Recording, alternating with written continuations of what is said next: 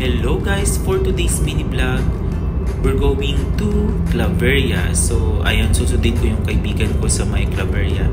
Kasama ko pala dito si Rodel at pagdadriving ko siya mamaya kasi from night duty ako and konti lang yung tulog ko. At ayun nga, from Tuguegarao City siya and bababa siya ng Claveria, doon namin susundin kasi nga first time niya dito mag-travel. Wala po kasing sasakyan during this time or during that time because pandemic nga. Oo, pandemic to.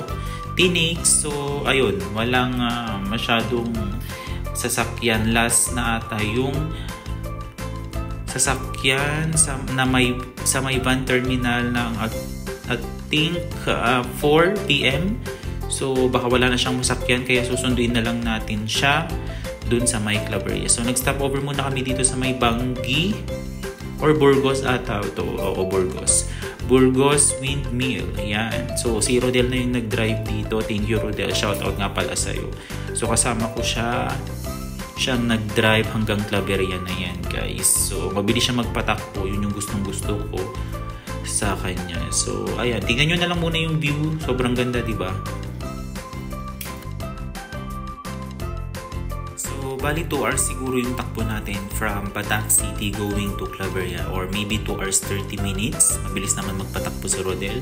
So, sa mga nakakaalam dyan and laging nagtatravel patungong Ilocos Norte, lalong-lalo na sa mga nagtutour patungong Ilocos Norte, usually malapit na kayo sa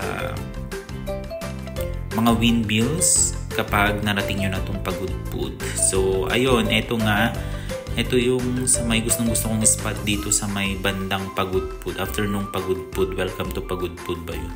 Dun sa may papasok sa mga beaches pala yun. So ayun, ito yung gustong-gusto kong part dito kasi nga full of rice fields, mountains, green trees, and yung daanan guys is ayun, straight line lang. So ayun, nandito na rin kami sa may bandang Pansyan ata. So ito na yung liko-liko.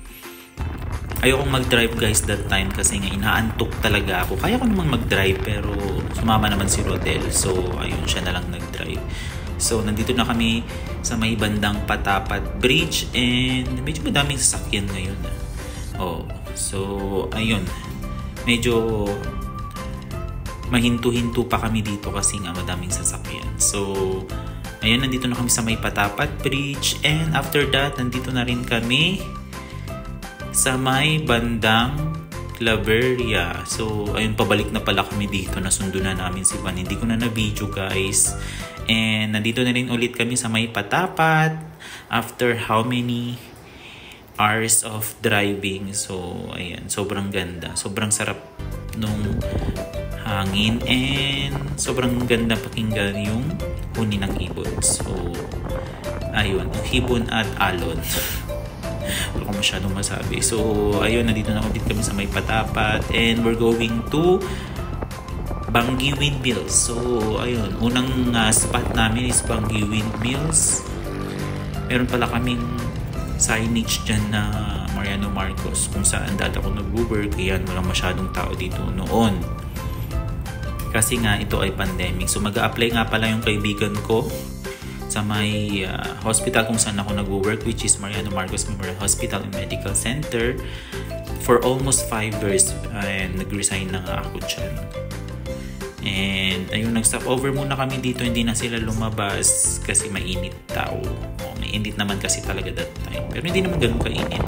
So dito na kami sa spot namin, which is Bangi Windmills.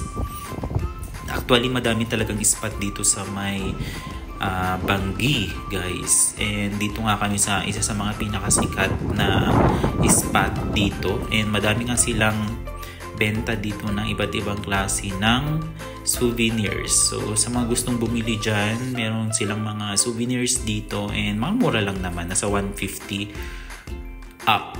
Yan ang ranging nila. And ayun, nagsasali-salita nga ako pala dito, tapos pinakita ko yung sunset. Ito pala yung time ng pandemic, I think 2021 to. Tinik and walang masyadong tao. Lahat nag-stop. mga, hindi naman sa full staff pero limited lang talaga. Usually healthcare worker nakakalabas, mga frontliners sabi nga nila. Si Van naman ay frontliner, which is nag-work siya ng CVMC dati, and ayun, so allow siya lumabas kasi kami yung unang na-vaccinan noon. So ayun, ito din yung first time namin alam mo yun, yung travel, puntahan yung mga iba't ibang locations or tourist spot here in Ilocos Norte. Kasi dati wala kang time. Pero that time kasi, I think kasama ko si Rodel, mag-duty sa COVID ward noon. Na 7 days duty, 7 days off. So, may enjoy mo talaga yung pag-day off. Kasi nga 7 days. Kaya, ayun, may time din para gumala. And, di ba, yun nga. Lumakwat siya that time. So, hindi naman sa lakwatsa talaga na lakwatsa, guys. And ito nga yung spot, syempre bawal maligo dyan. Kasi pag lagpas mo ng tubig or pag dapa mo ng tubig, dapa daw. Ewan ko ba? Ayun, so wag tayong maligo sa may Bangi Windmills kasi nga medyo malalim dyan and sobrang lakas ng alon, guys. Kumbaga, pag-apak mo pa lang ng tubig is parang butas na siya, kumbaga. So, ayun, ito yung spot dito. Ayun, video na. And ayan, nagtakbo-takbo para akong tanga dyan. Kung na kunwari daw meron akong jowa, pero wala naman na talaga akong jowa for almost from 2018, 1991 to 23, for almost 5 years na palang walang jowa. So, shout out sa mga walang jowa dyan kagaya ko. And ayun, tatalon na tayo dito. Syempre, ang balik din natin dito ulit. Ayan. Parang tanga lang. And ayun nga, after nyan, pauwi na rin kami kasi meron pa kaming pupuntahan after nyan. Pupunta ata kami sa may lighthouse. So, pupunta kami sa may lighthouse dito sa may Burgos. Cape Bojador Lighthouse sa may Burgos. Sobrang ganda din dun, guys. So, i-vlog ko siya after nitong vlog na to para makita nyo naman kung anong ganda ng Ilocos Norte. So, ayun nga, pauwi na kami. And again, thank you so much for watching this video. I hope you like this.